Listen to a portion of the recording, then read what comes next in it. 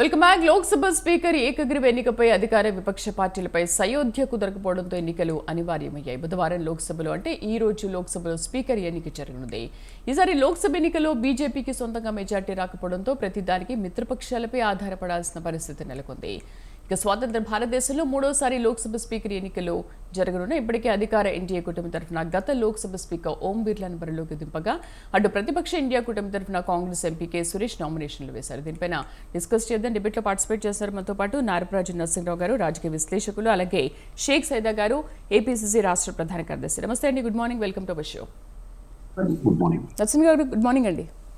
Good morning madam. Sir, వాస్తవానికైతే సభాపతి పీఠాన్ని అధికార పక్షం, డిప్యూటీ స్పీకర్ పదవిని ప్రతిపక్షం అనేది చేపట్టడం ఒక ఆనవాయితీ. బట్ ఎన్డీఏ హయాంలో డిప్యూటీ స్పీకర్ లేకుండానే అంతకుముందు కూడా ఎలక్షన్ జరిగాయి, సభలు కూడా నడిచాయి. కానీ ఈసారి మాత్రం అందుకు భిన్నంగా ఉంది. ఎందుకంటే ఇటు ఎన్డీఏకి సీట్లు ఎన్ని వచ్చాయో తెలుసు, అటు కూటమికి కూడా ఎన్ని సీట్లు వచ్చాయో తెలుసు. సో ఈ నేపథ్యంలో అసలు స్పీకర్ ఎన్నిక అనేది ఎందుకు అనివార్యమైందంటారు?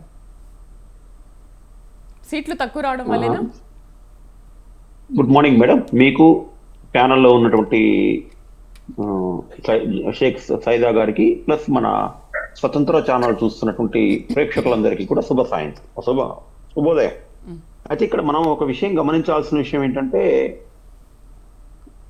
లోక్సభ స్పీకర్ అధికార పార్టీకి, తర్వాత డిప్యూటీ స్పీకరు ప్రధాన ప్రతిపక్షానికి ఇవ్వాలి అనేటువంటిది ఒక సంప్రదాయం అన్నట్లుగా ఒక వార్త నిన్నటి నుంచి మనం హల్చల్ చేస్తుంది. కానీ కొంచెం మనం ముందుకు వెళ్ళినట్లయితే దేశంలో ఇప్పటికీ దాదాపు ఒక 5 సార్లు ఆ సంప్రదాయం 1952లో జవహర్లాల్ నెహ్రూ ప్రధానమంత్రిగా ఉన్నప్పుడు 52 కానివ్వండి, 57 కానివ్వండి, 62 కానివ్వండి, 67 కానివ్వండి, ఈ 4 సార్లు అసలు ఆ ఫాలో అవ్వలేదు. అంటే అది సంప్రదాయం కాదు. ఇవన్నీ కూడా అంటే మొదటి నుంచి వచ్చినటువంటి సంప్రదాయం అంటే ఏంటి? మనకు భారతదేశంలో ఎన్నికలు 1952లో ప్రారంభమైన దగ్గర నుంచి అక్కడి నుంచి వచ్చేటువంటి ఏదైతే పద్ధతి ఉందో, లేకపోతే అనుసరిస్తున్నటువంటి విధానం ఉందో, దాన్ని మనం సంప్రదాయం అంటాం. అంటే రాజ్యాంగంలో లేనటువంటి, లిఖితంగా లేనటువంటి సంప్రదాయాలు. అయితే మొదటి 4 సార్లు మనం ఈ సంప్రదాయాన్ని ఫాలో అవ్వలే. అంటే ఆ రోజున ఎవరికి బలం ఉందో వాళ్ళకే స్పీకర్ అయ్యాడు, వాళ్ళే డిప్యూటీ స్పీకర్ అయ్యారు. కాబట్టి ఇది సంప్రదాయం కాదు మొట్టమొదటిది. ఇంకా రెండో విషయం ఏంటంటే, కాంగ్రెస్ పార్టీకి మొట్టమొదటిసారిగా బలం వచ్చినటువంటిది 1984 ఇందిరాగాంధీ చనిపోయినటువంటి నేపథ్యంలో రాజీవ్ గాంధీకి 400 స్థానాలు వచ్చాయి. ఆ రోజున కూడా డిప్యూటీ స్పీకరు ప్రతిపక్షాలకు ఇవ్వకుండా ఏం చేశారు? వాళ్ళిద్దరు కలిసి పనిచేసినటువంటి మిత్రపక్షానికి సంబంధించినటువంటి కాంగ్రెస్ పార్టీ మిత్రపక్షానికి సంబంధించినటువంటి ఏడీఎంకేకి ఇచ్చారు. తమిళనాడుకి సంబంధించినటువంటి తంబిదొరైకి ఇచ్చారు. అతను కూడా మిత్రపక్షం కాదు, అంటే ప్రతిపక్షం కాదు. నిజంగా ప్రతిపక్షం అయితే తెలుగుదేశం పార్టీకి ఇవ్వాలి. ఆ రోజు తెలుగుదేశం పార్టీ సుమారుగా 36-37 స్థానాల్లో గెలిచింది. వాళ్ళకి ఇవ్వాలి, లేకపోతే వామపక్షాలకు ఇవ్వాలి. కాబట్టి ఇదే సాంప్రదాయం, అంటే ఇవన్నీ ఒక సాంప్రదాయంగా వస్తున్నవి. ఈ సాంప్రదాయాలని ఈ రోజే బ్రేక్ చేశారు అనేటువంటిది ఏం లేదు. ఇవన్నీ ఏంటంటే కాలానుగుణంగా వస్తున్నటువంటి మార్పులే. నిజంగా సంప్రదాయం అయితే 1952 నుంచి ఈ రోజు వరకు మనం తూచా తప్పకుండా పాటిస్తూ రావాలి. అది జరగలేదు కాబట్టి మనం దాన్ని సంప్రదాయం అని అనుకోవడానికి వీల్లేదు. అంటే అవసరాలకు అనుగుణంగా పార్టీలు, ఆ పార్టీల్లో ఉండేటువంటి అగ్రనాయకత్వం ఎవరైతే ఉన్నారో వాళ్ళు తమ వ్యూహాలను మార్చుకుంటూ వస్తున్నారు. కాంగ్రెస్ మార్చింది, కాంగ్రెస్ 5 సార్లు మార్చింది, ఇప్పుడు బీజేపీ మారుస్తుంది. కాబట్టి దీన్ని మనం ప్రత్యేకించి ఈ రోజే జరుగుతుంది అనేటువంటిది ఏమి మనం కొత్తగా చెప్పాల్సిన అవసరం లేదనేటువంటిది నా అభిప్రాయం. ఇక మీరు రెండో విషయానికి సంబంధించినంత వరకు వచ్చినట్లయితే, మన దగ్గర అంటే ఈ స్పీకర్ ఎన్నిక వరకు మనకు దగ్గర ఎన్డీఏకి వచ్చేటువంటి బలం 293 ఉంది, మనందరికి తెలిసినటువంటిది. ప్లస్ వైఎస్ జగన్మోహన్ రెడ్డి ఇప్పటికే ఒక 4 సభ్యులు ఉన్నటువంటి వైఎస్ జగన్మోహన్ రెడ్డి తన యొక్క మద్దతును ఎన్డీఏకి ప్రకటించారు, సపోర్ట్ చేస్తున్నారు. ఆల్రెడీ మద్దతు ప్రకటించేశారు. నిన్నటి వరకు రాత్రి 8 గంటల వరకు ఉండేటువంటి కన్ఫ్యూజన్ ఏంటంటే, 29 మంది సభ్యులు ఉన్నటువంటి తృణమూల్ కాంగ్రెస్ నిన్నటి సమావేశానికి స్పీకరు కావాల్సినటువంటి నామినేషన్ కార్యక్రమానికి వెళ్ళలేదు. అంటే వాళ్ళు ఏంటి, మమ్మల్ని సంప్రదించకుండా మీరు అంటే ఏకాభిప్రాయం లేకుండా మీ అంతటి మీరే ఒక డెసిషన్ తీసుకున్నారు కాబట్టి ఈ డెసిషన్ లో మేము పాల్గొనలేము అని చెప్పేసి ఈ అనివార్యమైనటువంటి పరిస్థితుల మధ్య వాళ్ళు ఈరోజు ఓట్ చేస్తారా, లేకపోతే వ్యతిరేకంగా ఓట్ చేస్తారా, లేకపోతే బాయ్కాట్ చేస్తారా అనేటువంటిది మనకు కలకత్తా నుంచి మమతా బెనర్జీ ఆదేశాలు వచ్చిన తర్వాత వాళ్ళు ఆవిడ ఆదేశాలు ఎలా ఉంటే అలా చేస్తారు. ఎనీహౌ ఆవిడ ఆదేశాలు ఎలా ఉన్నప్పటికీ కూడా ఏంటంటే మనకు సంఖ్యాబలం దృష్ట్యా దగ్గరకు 293 వరకు, 293 ప్లస్ 4 297 ఎన్డీఏకి ఉంది. కాబట్టి ఎన్డీఏ అభ్యర్థి మన ఓం ప్రకాష్ బిర్లా మళ్ళీ ఓం బిర్లా రెండోసారి గెలిచేటువంటి అవకాశం, మనకు సులభంగా గెలిచేటువంటి అవకాశం అయితే మనకు గణాంకాల ద్వారా కనపడుతుంది. ఇంకొకటి చిన్న విషయం చెప్పి నేను ముగిస్తాను మేడం. నిన్న 7 లోక్సభ సభ్యులు సకాలంలో ప్రమాణం చేయలేదు, నిన్న కలిపి. వాళ్లకు as per the Lok Sabha proceedings ప్రకారం వాళ్ళకు ఈరోజు మనం ఓట్ చేసేటువంటి రైట్ లేదు. అంటే లోక్సభ సభ్యుడిగా ప్రమాణ స్వీకారం చేశాక మాత్రమే లోక్సభ సభ్యుడికి సంబంధించినటువంటి అన్ని రకాల రైట్లు వస్తాయి. వాళ్ళు రకరకాల కారణాల వల్ల వాళ్ళ సొంత ప్రదేశాల్లో ఉండటము నిన్న రాలేదు. ఆ 7 లేరు కాబట్టి ఆ 7 ప్లస్ రాహుల్ గాంధీ ఒకటి వయనాడు రాజీనామా చేశాడు. కాబట్టి అవుట్ ఆఫ్ 543లో 8 తక్కువే వస్తుంది. కాబట్టి ఆ 7 ఎవరు ఏంటి అనే విషయం ఇంకా మనకు సమాచారం దొరకలేదు. దాన్ని బట్టి కూడా ఇంకా గెలుపు అనేటువంటిది ఇంకొంచెం ఈజీగానే ఉంటుంది అనేటువంటిది నా యొక్క అభిప్రాయం. రైట్. షేక్ సైదా గారు నమస్తే అండి. నమస్కారం అమ్మా. సైదా గారు, స్పీకర్ వాళ్ళు తీసుకుంటే డెప్యూటీ స్పీకర్ మీరు అడుగుతున్నారు. సో మీకు కూడా ఇప్పుడు సంఖ్యాబలం పెరిగింది, మీరు కూడా ప్రతిపక్షంలో ఉన్నప్పటికీ మీ బలం చాలా పెంచుకున్నారు. బట్ ఏంటి మరి డెప్యూటీ స్పీకర్కి మీరు కూడా సురేష్ని నించోబెట్టారు, ఎన్నిక జరగనుంది ఇప్పుడు, మరి ఏం చేయబోతున్నారు? శ్రీదేవి గారు, మీకు ప్యానల్ ఉన్నటువంటి పెద్దలు పొలిటికల్ నరసింహరావు గారు, అలాగే స్వతంత్ర టీవీ వీక్షకులందరికీ కూడా నమస్కారం, శుభోదయం. భారతదేశ ప్రజాస్వామ్య వ్యవస్థలో మనం 18వ పార్లమెంట్ నిర్వహించుకుంటాము. ఈ 18వ పార్లమెంట్ కి స్పీకర్ ఎన్నికకి సంబంధించి, సభాపతి ఎన్నికకి సంబంధించి ఈరోజు ఎన్నిక జరుగుతూ ఉంది. ఈ ఎన్నికల్లో 3 సార్లు పార్లమెంట్ అభ్యర్థిగా గెలుపొందినటువంటి బీజేపీ తరపు నుంచి ఓం బిర్లా గారు, గత సభలో స్పీకర్ గా ఉన్నటువంటి ఓం బిర్లా గారు మరి ఎన్డీఏ నుంచి పోటీ చేస్తూ ఉన్నారు. అలాగే కాంగ్రెస్ పార్టీ నుంచి 8 సార్లు మరి పార్లమెంట్ అభ్యర్థిగా గెలిచినటువంటి దళిత సామాజిక వర్గానికి చెందినటువంటి సురేష్ గారిని మరి చివరి క్షణంలో ఇండియా కూటమి స్పీకర్ అభ్యర్థిగా పోటీకి నిలిపినటువంటి విషయం మనందరికీ తెలిసింది. అయితే ఇక్కడ మనం కొన్ని విషయాలు గమనించాల్సిన అవసరం. గత 10 సంవత్సరాల మోడీ పాలనలో ఏ విధంగా సభా సాంప్రదాయాలని ఉంగలో తొక్కారో, బలం ఉన్నటువంటి విషయంతో ఏ విధంగా మరి సభలో బుల్డోజ్ చేసుకుంటూ ముందుకెళ్లారో మనం చూసాం. ఎందుకంటే ఒకసారి మనం గమనించాలి, 48 సంవత్సరాల తర్వాత, అంటే 1976 తర్వాత మొదటిసారిగా ఇప్పుడు స్పీకర్కి ఎన్నికలు జరుగుతా ఉన్నాయి. 50 ఏళ్లకి, అంటే దాదాపు 48 నుంచి 50 ఏళ్లకి. అవునమ్మా, అవునమ్మా. ఎందుకంటే ఇందాక నరసింహరావు గారు చెప్పొస్తా ఉన్నారు, సభా సాంప్రదాయాలు వాళ్ళు పాటించలేదు కాబట్టి మేము పాటించమనేటువంటి టైప్ లో ఆయన మాట్లాడుతూ ఉన్నాడు. సరే, ఎనీహౌ ఏదైనా సభా సాంప్రదాయాలను పాటించాల్సినటువంటి కనీస విజ్ఞత ప్రభుత్వాన్ని పరిపాలించిన నేతలకు ఉండాల్సినటువంటి అవసరం ఉంది. ఈరోజు స్పీకర్ ఎన్నిక జరుగుతూ ఉంటే మేమేమి అడుగుతున్నాం? సాంప్రదాయాలను పాటించండి. మీరు ఎప్పుడు కూడా కాంగ్రెస్ పార్టీ ఆ విధంగా వ్యవహరించలేదనేది వాస్తవం.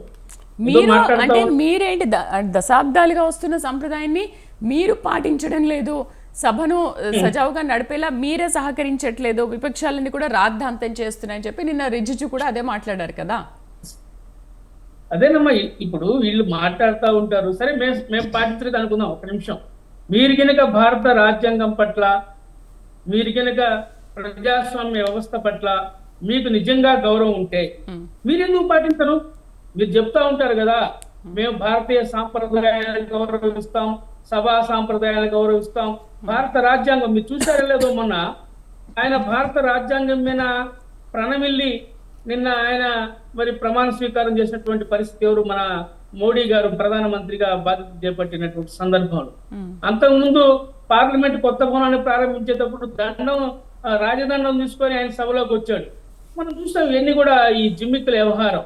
నిజంగా మీకు ఈ యొక్క భారతీయ సభా సాంప్రదాయాలను ప్రజాస్వామ్య వ్యవస్థను కాపాడాలన్నటువంటి ఆలోచన మీకుంటే మీరెందుకు డిప్యూటీ స్పీకర్ని కాంగ్రెస్ పార్టీకి ఎన్డీఏ కూటమికి ఇవ్వరు? మీకు ఆలోచన లేదు. మీ ఇష్టానుసారంగా మీరు ఫుల్ డే చేసుకుంటా పోతా ఉన్నారు. ఈ 10 సంవత్సరాల మోడీ పాలనలో ఏం జరిగిందో మనం చూస్తా ఉన్నాం. నల్ల చట్టాలని, రైతులకు సంబంధించిన నల్ల చట్టాలను ఏ విధంగా తీసుకొచ్చారో మనం చూస్తా ఉన్నాం. 370 ఆర్టికల్ని ఏ విధంగా రద్దు చేశారో మనం చూస్తా ఉన్నాం. అనేకమైనటువంటి సమస్యలు, ఈ దేశంలో ఉన్నటువంటి పేదరిక నిర్మూలనకు ఒక కార్యక్రమం కూడా తీసుకున్నటువంటి ప్రభుత్వం మీది. ఇలాంటి దుర్మార్గమైనటువంటి 10 సంవత్సరాల పరిపాలన చేసి దేశాన్ని అల్లకొల్లోలం చేసి విద్వేషాలు సృష్టించి ఏ విధంగా పోయారో మీరు చూశారు. ఈ రోజు 400 పారని చెప్పి మన ఎన్నికల్లో ఒకటప్పుడు ఉపన్యాసాలు చెప్పారు. ఈ రోజు మీ పరిస్థితి ఏమైంది? మీ యొక్క గ్రాఫ్ ఎంతవరకు పడిపోయింది మీరు గమనించాలా? ఇప్పుడు కూడా గతంలో ఇండియా కూటమికి మీకు బలం లేదు కాబట్టి, కాంగ్రెస్ పార్టీకి బలం లేదు కాబట్టి ప్రతిపక్ష హోదా ఇవ్వలేదని చెప్పి మీరు మాట్లాడారు. మరి ఇప్పుడు ఉంది కదా, సభా సాంప్రదాయాలను పాటించాలి కదా మీరు. డిప్యూటీ స్పీకర్ కాంగ్రెస్ పార్టీకి ఇండియా కూటమికి ఇస్తే మీకు వచ్చే నష్టం ఏంది? మీరు ఎందుకు భయపడుతున్నారు? ఈ రోజు మీరు కరెక్టేనా? మీకు 293 స్థానాలు ఉన్నాయి, ఇండియా కూటమికి 233 స్థానాలు ఉన్నాయి. మరి దీనికి సంబంధించి మీరు నంబర్ గేమ్ లో మీరు విజయం సాధించవచ్చు, కానీ నైతికంగా మాత్రం మీరు భద్రమైనటువంటి విషయాన్ని నేను బీజేపీ నేతలకి నేను తెలియజేస్తా ఉన్నా. ఇప్పటికైనా మేము ఒకటే కోరుతా ఉన్నాం, మరి డిప్యూటీ స్పీకర్ సంబంధించినటువంటి ఎన్నిక మాత్రమే. డిప్యూటీ స్పీకర్ గా ఇండియా కూటమికి సంబంధించినటువంటి అభ్యర్థిని మీరు నిలపాలని చెప్పి మేము సపోర్ట్ చేయాలని చెప్పి బీజేపీ నాయకులను కోరుతా ఉన్నాం. ఎందుకంటే సభా సంప్రదాయాలను పాటించాలి మీరు కూడా. ఇలా పాటించకుండా ఏకపక్షంగా మాకేదో బలం ఉంది, మా ఇష్టానుసారంగా మేము చేసుకుంటా పోతా ఉంటే ఇది ప్రజాస్వామ్యాన్ని అపహాస్యం చేసినట్టే, ప్రజాస్వామ్యాన్ని కూని చేసినట్లే. దీన్ని గమనించాలని చెప్పి నేను కోరుతా ఉన్నాను. మనతో పాటు టీడీపీ రాష్ట్ర కార్యదర్శి బోళ్ళ వెంకటరమణ గారు జాయిన్ అయ్యారు. నమస్తే అండి వెంకటరమణ గారు. Good morning. Good morning madam. Venkataramana గారు, సో షేక్ సైదా గారు అన్నట్టు నిజంగానే డెప్యూటీ స్పీకర్ పదవి అనేది ఇండియా కూటమికి ఇస్తే నిజంగా మీకు వచ్చే ప్రాబ్లం ఏంటి? అండ్ సురేష్ కూడా చాలా సీనియర్, అండ్ సభలో అందరిలో కంటే కూడా ఆయన చాలా సీనియర్. సో ఆయనకి ఇవ్వచ్చు కదా, మరి ఎందుకు మీరు ఆల్రెడీ రెండోసారి ఇప్పుడు తీసుకుంటే రెండోసారి మీరే స్పీకర్ పదవి తీసుకుంటారు, డెప్యూటీ స్పీకర్ వాళ్ళకి ఇస్తే వచ్చిన నష్టం ఏంటి అని కాంగ్రెస్ అంటోంది. నమస్తే మేడం, మీకు అలాగే తోటి ప్యానలిస్టులకి. ఈరోజు యాక్చువల్గా జాతీయ రాజకీయాల పట్ల అంటే మాకు రాష్ట్ర రాజకీయ ప్రయోజనాలే ముఖ్యం దేశ రాజకీయాల కంటే. ఎందుకంటే ఈరోజు విభజిత ఆంధ్రప్రదేశ్ ఎంత నష్టపోయింది, ఎంత కష్టాల్లో ఉంది, ఎన్ని అప్పుల్లో ఉంది, ఏ విధమైనటువంటి విధి విధానాలు ఇక్కడ ఉన్నాయి, ఈ పాత గవర్నమెంట్ చేసి వదిలిపోయినటువంటి సమస్యలు చాలా ఉన్నాయి మేడం. దానివల్ల మేము మొదటిగా రాష్ట్ర ప్రయోజనాలు అలాగే రాష్ట్రం యొక్క శ్రేయస్సు కోసం మాత్రమే మేము పనిచేయడం జరుగుతుంది. అట్లాగే ఎన్డీఏ భాగస్వాములు కాబట్టి ఎన్డీఏ ఏ నిర్ణయం తీసుకున్నా ఆ నిర్ణయాలకి అంటే మొత్తం అందరూ కూర్చుని ఏ నిర్ణయం తీసుకున్నా ఆ నిర్ణయాన్ని కట్టుబడి ఉంటామని మాత్రం ఖచ్చితంగా చెప్పగలం. అయితే మీరు స్పీకర్ అన్నారు, స్పీకర్ ఫస్ట్ అంటే డిప్యూటీ స్పీకర్ గురించి అంటున్నారు. ముందు స్పీకర్ అవనివ్వండి, తర్వాత డిప్యూటీ స్పీకర్ గురించి మాట్లాడదామని మాత్రమే చెప్పారు. అంతేగాని మేము డిప్యూటీ స్పీకర్ ఇవ్వం, లేదు మాకే కావాలి, ఆ విధంగా ఏమి ఇంతవరకు అయితే మాట్లాడలేదు. అయితే విపక్షాలు పట్టుబడుతున్నాయి మాకు డిప్యూటీ స్పీకర్ ఇవ్వాలి అని.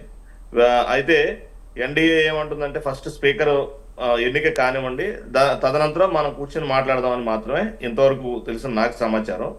అట్లాగే మేమైతే ఎన్డీఏ ఏదైతే నిర్ణయం తీసుకుంటుందంటే ఎన్డీఏ పక్ష నేతలు ఏదైతే నిర్ణయం తీసుకుంటారో దానికి కట్టుబడే ఉంటాం.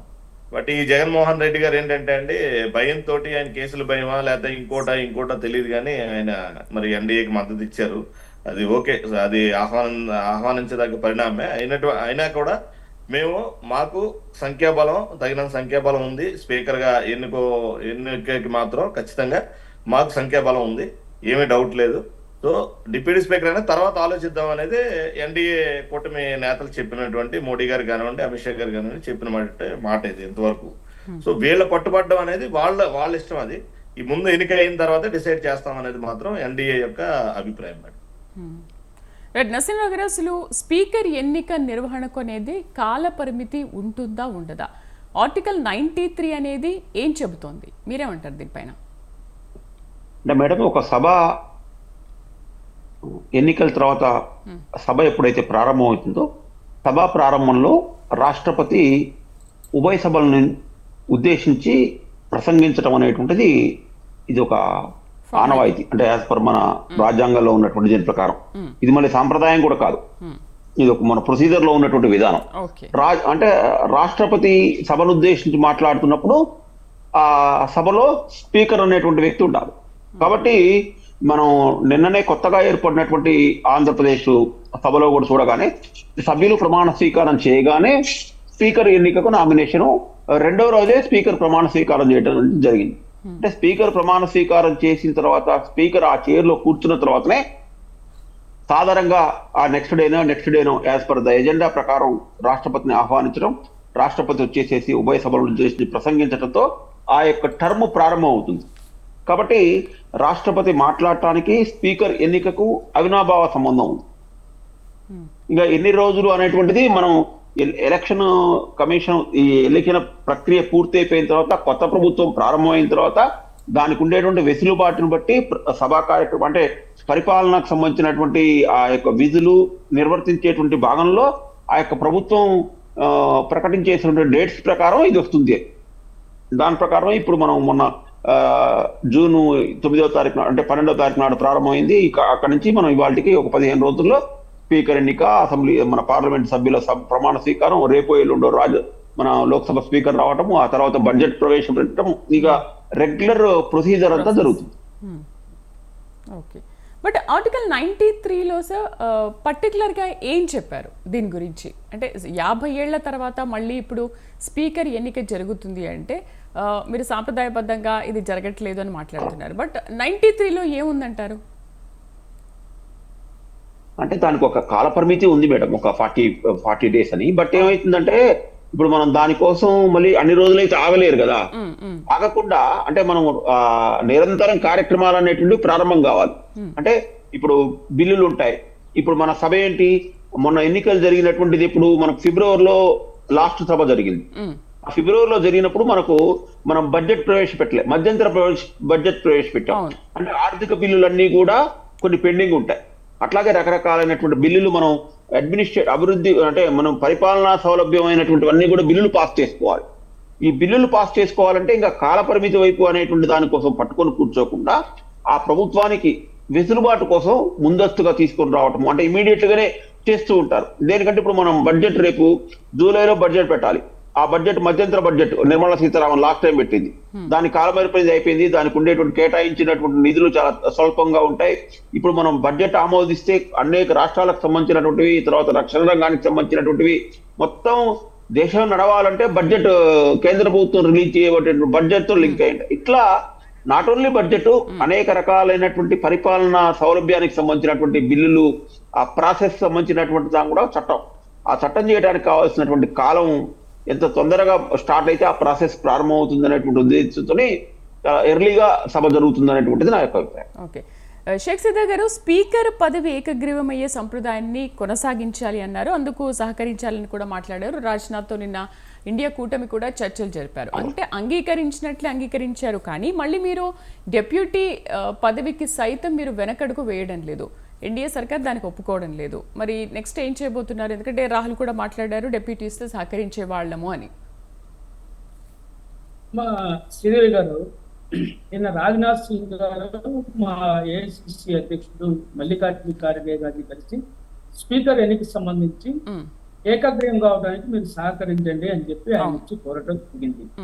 ఆ సందర్భంగా ఆయన చెప్పడం ఏం చెప్పారంటే, స్పీకర్ ఎన్నిక ఏకగ్రీవం కావడానికి మేము ఏ విధంగా అయినా మేము సహకరిస్తాం. అయితే సభా సాంప్రదాయాలను ఆనవాయితీని పాటిస్తూ ఈ రోజు మేము ప్రధాన ప్రతిపక్షంగా ఈ సభలో ఈ హౌస్ లో ఉన్నాం కాబట్టి డిప్యూటీ స్పీకర్ మాకు అవకాశం ఇవ్వండి అని చెప్పి చాలా క్లియర్ గా మాట్లాడటం జరిగింది. అయితే ఈ రాజ్నాథ్ సింగ్ గారు కానివ్వండి, ఎన్డీఏ నేతలు కానివ్వండి, దానికి సమ్మతించని పక్షంలోనే బట్ చివరి క్షణాల్లో సురేష్ గారిని ఈ యొక్క స్పీకర్ పదవికి నామినేషన్ వేయించడం జరిగింది తప్ప ఉద్దేశపూర్వకంగా వాళ్ళని ఏదో అగౌరవపరచాలని, వాళ్ళని ఏదో ఇబ్బంది పెట్టాలని ఎన్నికలు తీసుకురావాలన్నటువంటి దురుద్దేశంతో మాత్రం కాంగ్రెస్ ముందుకెళ్ళలేదు. రాహుల్ గాంధీ గారు కానివ్వండి, అలాగే మల్లికార్జున ఖార్గే కావండి, మిగతా ఇండియా కూటమి నాయకులందరినీ కూడా కలిసి సమిష్టిగా ఈ నిర్ణయం తీసుకొని అహంకారపూరితంగా వ్యవహరిస్తున్నటువంటి బీజేపీకి ఒక గుణపాఠం చెప్పాలన్నటువంటి, ప్రజాస్వామ్యాన్ని కాపాడాలన్నటువంటి ఉద్దేశంతో ఈ యొక్క స్పీకర్ కి సంబంధించి నామినేషన్ వేయడం జరిగింది. అంతకు మించి ఏమీ లేదు. మేము ఇప్పటికి కూడా తెలియజేస్తాం, మీరు ఎందుకంత పట్టుదలతో పోతా ఉన్నారు? మీరు ప్రజాస్వామ్యాన్ని, సాంప్రదాయాల్ని పాటించాల్సినటువంటి గౌరవం మీకు లేదా? ఒక భారతీయ పౌరుడిగా, ఒక దేశ ప్రధానిగా మీరు ఎందుకు ఆ విధంగా ఆలోచన చేయరు? ఎందుకంత మూర్ఖత్వంగా వెళ్తా ఉన్నారు? మీరు చేసినటువంటి మూర్ఖత్వ పనుల మూలంగానే ఈ దేశం ఆర్థిక వ్యవస్థ కొలాప్స్ అయిపోయింది, నిరుద్యోగ సమస్య పెరిగిపోయింది. అలాగే మనం చూసుకున్నట్లు ఈ దేశంలో విద్వేషాలు రగిలిపోతా ఉన్నాయి. మీరు గమనించాలా? వారణాసిలో మీ పరిస్థితి ఏంది? చావు తప్పి కన్నులొట్టబోయింది. ప్రధాని మోడీ గారు మరి 400 పార్ అని చెప్పి ఆయన మాట్లాడాడు. బిరేక్ పార్ 400 పార్ అని చెప్పి గొప్ప గొప్ప ఉపన్యాసాలు చెప్పాడు. ఏమైంది వారణాసిలో మీ పరిస్థితి? ఒక క్షణంలో ముందు కౌంటింగ్ చూసినట్లయితే ఆయన ఓడిపోతున్న పరిస్థితి వచ్చింది. మీరు చెప్తా ఉన్నారు రామాలయం అయోధ్య ప్రాంతంలో ఫైజాబాద్ లో మరి సమాజ్వాదీ పార్టీ నేత ఒక జనరల్ సీట్ లో ఒక దళిత నాయకుడు మరి తెలిసినటువంటి పరిస్థితి. ఎక్కడ మీకు క్రెడిబిలిటీ ఉంది? మీకు ఆలోచించండి, ఆలోచించండి. వెంకటరమణ గారు, చిరుగా దీనికి మీ రిప్లై ఏంటి? మీతో కంక్లూడ్ చేద్దాం. సో 10 ఏళ్లుగా మీ వల్లే ఈ రాష్ట్రం అలా అయిపోయింది అని అంటున్నారు. కూటమిగా మీరేం ఆన్సర్ ఇస్తారు? మ్యూట్లో ఉన్నారు వెంకటరమణ గారు.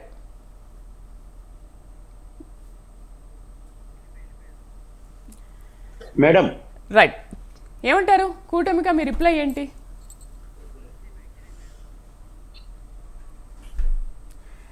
రైట్, డిబేట్లో పార్టిసిపేట్ చేసినందుకు నారపరాజు నరసింహరావు గారికి, అలాగే బోళ్ళ వెంకటరమణ గారికి, షేక్ సైదా గారికి థ్యాంక్ యూ అండి. Thank you very much. మొత్తానికి దేశ చరిత్రలో for the first time Lok Sabha speaker అంటే 50 ఏళ్ల తర్వాత లోక్సభ ఏకగ్రీవం కాకుండా ఎన్నిక జరుగుతుంది. మరి 12 గంటలకు జరగబోయే ఎన్నిక ఎలా ఉండబోతోంది? స్పీకర్ ఎవరు అయ్యే అవకాశాలు ఉన్నాయి? చూద్దాం. ఇది వాళ్ళ న్యూస్ కేఫ్ విత్ శ్రీదేవి. రేపటి న్యూస్ కేఫ్లో మళ్ళీ కలుద్దాం. Stay with us.